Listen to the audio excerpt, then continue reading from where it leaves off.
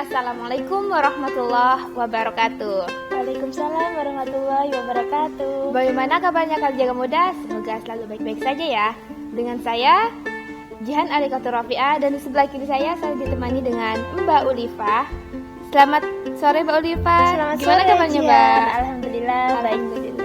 Jadi kali ini kita akan mendiskusikan beberapa pertanyaan yang sudah dipilih dari panitia, khususnya terkait tentang PBAK FITK sendiri, Mbak. Oke. Jadi Mbak sudah siap untuk menjawabnya? Oke, siap. Jadi kita untuk mulai dari yang pertama. Yang pertama dari @nadainafadil08 Kak, kira-kira mulai kuliah offline kapan ya? Lama banget. Ya, ini seputar kuliah, Mbak. Jadi mungkin udah tidak sabar gitu. Jadi adik-adik mahasiswa baru ini udah nggak sabar ya buat kuliah offline ya? Sampai ada pertanyaan kapan kira-kira kuliah offline gitu ya? Iya.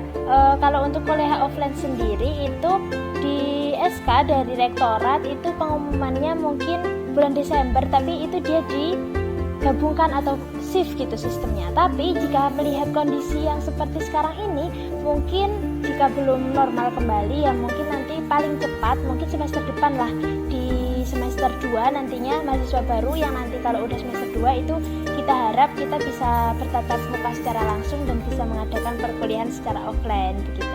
Ya, mungkin dari pertanyaan ini udah nggak sabar gitu ya, Mbak ya? Kayaknya udah nggak sabar udah ya merasakan pengen ya. dunia kampus gitu loh.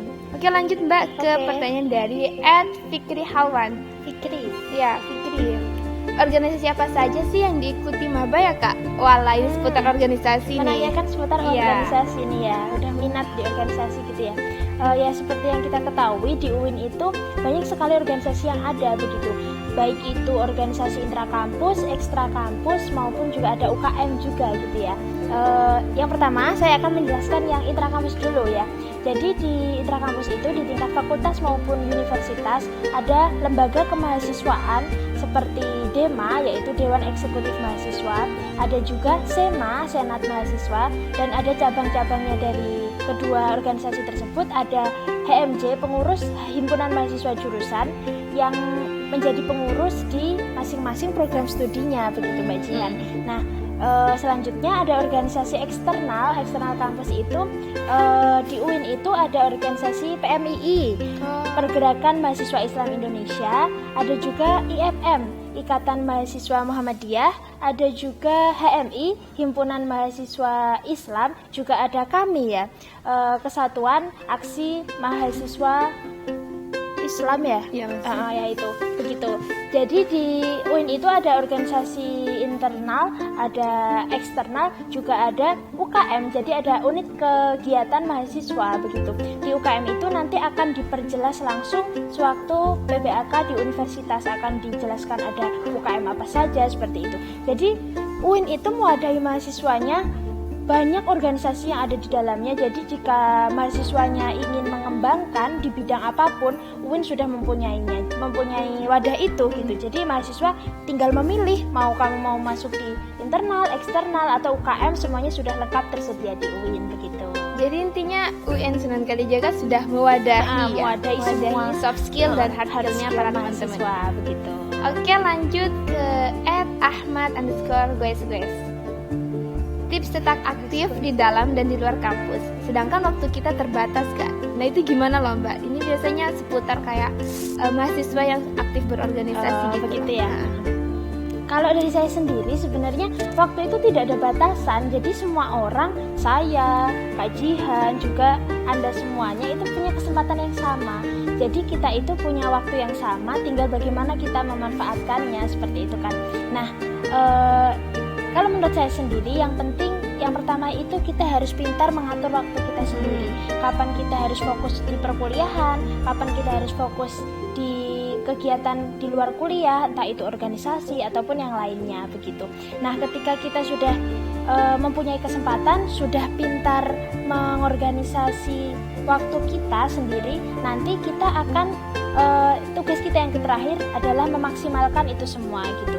Jadi jika kita aktif di perkuliahan, kita ya harus maksimal dalam perkuliahan tersebut, mengerjakan tugas dan juga rajin kuliah tentunya kan, seperti itu. Dan di luar perkuliahan kita juga harus aktif dalam berorganisasi tentunya untuk mengembangkan potensi yang kita miliki seperti itu. Jika kita sudah melakukan itu semua, tentunya kita akan mendapatkan pengalaman-pengalaman yang berguna di masa depan kita nantinya gitu Mbak Jihan. Berarti intinya untuk yang nomor 3 ini kita tuh harus aktif gitu loh Mbak. Yang Dan penting bisa juga manage waktu gitu betul. loh. Pokoknya memanage waktu dan kita harus maksimal dalam melakukan semua pekerjaan. Harus kita. imbang gitu. Harus imbang. Untuk pertanyaannya keempat dari @Fatimatus Solihah. Nah, untuk pembagian kelas maba dilakukan setelah PBAK ya Kak? Nah ini terkait kelas nih, dibingungkan para perkuliahan maba. berarti ya. Kalau seperti yang saya ketahui itu ya, kalau pembagian kelas maba itu biasanya akan dibagi oleh pihak fakultas masing-masing itu setelah PBAK. Nanti setelah PBAK itu ada namanya sospem, sosialisasi pembelajaran. Nah itu nanti akan dibagi sesuai kelasnya juga. Setelah itu biasanya itu urut dengan jalur masuk. Jadi biasanya tentang urutnya itu sesuai pembayar UKT. Jadi nanti yang biasanya SPAN UMPTKIN itu menjadi satu kelas dan seterusnya seperti itu Mbak Jihan. Ya pokoknya untuk para maba ini udah harus siap-siap PBAK dan setelah PBAK kelasnya akan dibagi. Kelasnya akan dibagi.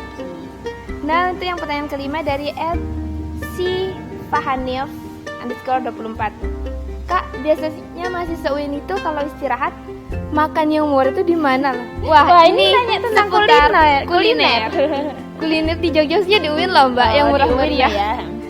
Seperti yang kita ketahui itu Jogja itu udah istimewa gitu ya, sebuah kota yang istimewa. Dan saya kira menurut saya sendiri indikator keistimewaan itu juga termasuk dari kulinernya gitu. Jadi Jogja itu tidak mahal kok gitu, nggak mahal. Apalagi di sekitar UIN, tinggal nanti mahasiswa-mahasiswanya itu adik-adik semua ya pengen mau cari makan soto, ada banyak di sekitar UIN. Ada juga bebakaran ya Mbak Jihan ya, ada lele bakar, ayam bakar dan lain-lain itu banyak juga. Mau makan makanan rumahan yang ada sayurnya juga banyak, tinggal pilih aja. Yang pasti di sekitar UIN itu semuanya murah-murah, jadi tenang aja. Intinya di sekitar UIN sudah menyediakan yang komplit ya. Semuanya udah komplit, lengkap dan semuanya murah, oke? Oke, untuk selanjutnya @Nurminatul Husna. Menurut saya PBAK secara daring itu sangat membosankan. Apalagi untuk mata muda lelah seperti saya. Bagaimana sih kiat para panitia agar PBAK kita besok itu terjadi menyenangkan gitu loh Mbak. Jadi apa trip-trip dari panitia untuk membuat maba itu fun learning gitu? Fun learning gitu ya. Ya kita udah tahu ya kalau tahun ini itu PBAK-nya secara daring atau online. Jadi baru pertama kali sepanjang sejarah PBAK itu dilaksanakan secara online gitu ya. Jadi kita pun dari panitia mencari dari berbulan-bulan yang lalu, kita mencari inovasi bagaimana sekiranya kita membuat maba itu tidak bosan nantinya di PBAK gitu ya. Jadi kita itu nanti akan menampilkan dan menghadirkan ya sesuatu yang membuat para maba itu tercengang dan nanti pastinya ya penasaran dong gimana nanti PBAK-nya. Jadi ya tetap stay tune dan para mahasiswa baru juga harus punya keinginan, juga harus punya semangat karena kakak-kakak panitia udah semangat ya Mbak Jihan ya. Jadi ya mahasiswanya juga harus semangat dong. Insya Allah kita akan memberikan yang terbaik lah, maka kalian juga harus memberikan yang terbaik pula. Intinya kita harus ada komitmen untuk memberikan terbaik, betul, untuk sama-sama mensukseskan PBAK. Yes. Nah selanjutnya ke yang nomor 7 dari @alamsyah970_. Untuk PBAK apakah seharian full time atau sama kayak webinar kemarin ya Kak, cuma 2-3 jam? Wah ini terkait ya. PBAK lagi ya pelaksanaannya ya. Ya kalau untuk pelaksanaan PBAK sendiri, kalau webinar kemarin kan pra PBAK itu hanya 2-3 jam ya. Nah kalau PBAK ini ya pastinya tidak hanya itulah, pasti ada lebih dari 2 atau 3 jam seperti itu.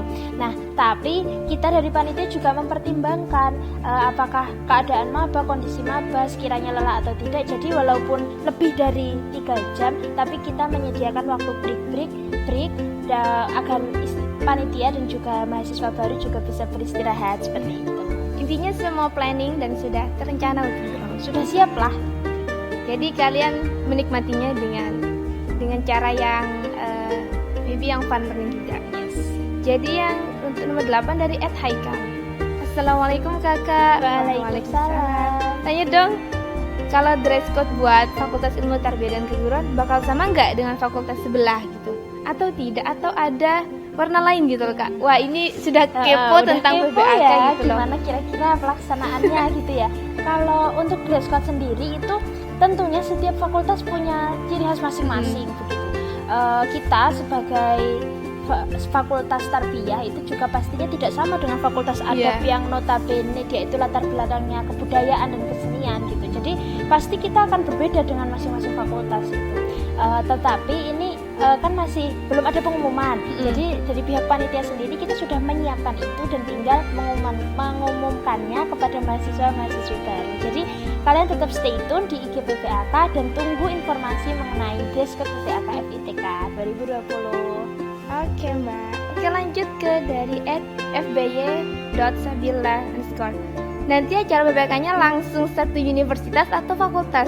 Wah ini kayaknya sudah gak sabar pengen ketemu teman-teman gitu loh Mbak gitu ya. tentang rasanya PBAK gitu. Apalagi sekarang ini momennya online. Betul. Jadi kalau untuk pelaksanaan PBAK sendiri itu nanti ada 2 hari kan, tanggal 30 September dan 1 Oktober. Nah 30 September itu nanti full di universitas hari pertama, dan yang hari kedua nanti full di fakultas. Jadi waktu di fakultas akan diperkenalkan semua tentang fakultas, juga tentang prodi masing-masing. Jadi ya tetap stay tune dan semangat untuk menyambut PBAK FITK ini. Udah gak sabar kan ya, jangan lupa dicari di FITK UIN suka IG-nya, itu akan update info-info terbaru mengenai PBAK khususnya di FITK begitu Ya, Pak? betul sekali. Untuk yang terakhir nih dari @YLLD, wah ini asing. Ya, Kak, Gimana? mau tanya, miminnya siapa sih yang di IG? Oh, Oh my god, ini admin. menanyakan admin dari IG PBAK FITK. ya. Ya ini kayaknya mahasiswa baru Oh, yang udah kepo. Banget nih. Kepo.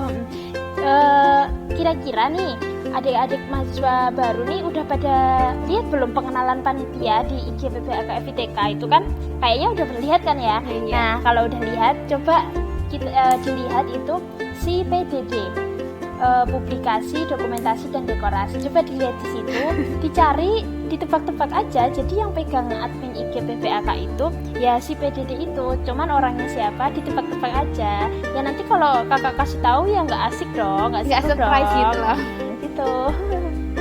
Oke, kita sudah menuntaskan dari 10 pertanyaan Oh, mahasiswa udah baru. selesai ya. Wah, Alhamdulillah. alhamdulillah sudah kita Ternyata tuntaskan. mahasiswa barunya kepo-kepo ya. Wah, sebenarnya kalau bisa ditampung ini udah lebih 10 loh udah Mbak. banyak banget ya. Tapi yang 10 ini sudah mewakili secara global dari pertanyaan mahasiswa baru Fakultas Ilmu Tarbiyah dan Keguruan mengenai seputar kampus dan prodi juga di FITK serta PBAK 2020. Mungkin sebelum kita tutup ada kalanya Mbak Iva mau menyampaikan sebuah narasi sepatah kata kalimat kepada mahasiswa baru khususnya agar lebih semangat untuk mengikuti kegiatan PBAK ini.